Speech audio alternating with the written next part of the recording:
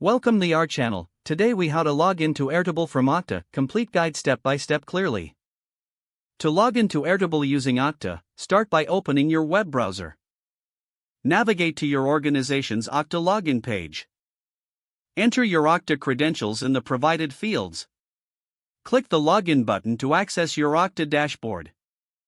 Once logged in, locate the search bar or the apps section. Type Airtable in the search bar or scroll through the app list. Click on the Airtable icon to initiate the login process. A new window will open, redirecting you to Airtable.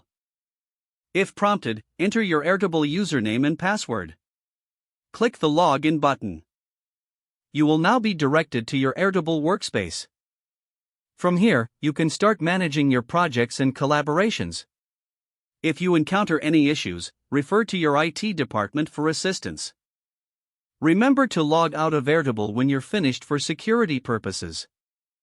If the page does not load, refresh the browser or try again in a private or incognito window.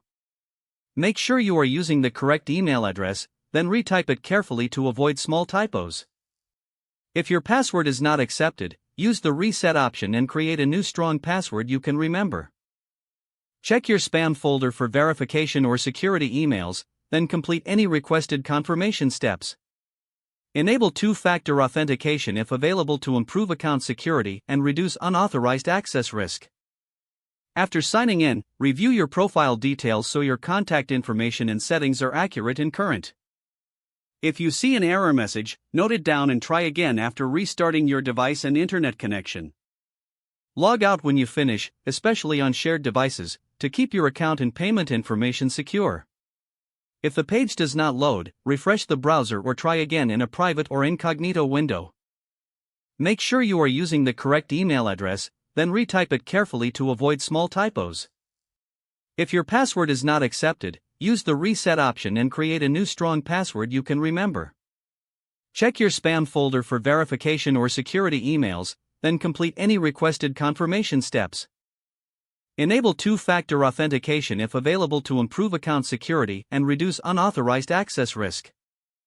After signing in, review your profile details so your contact information and settings are accurate and current.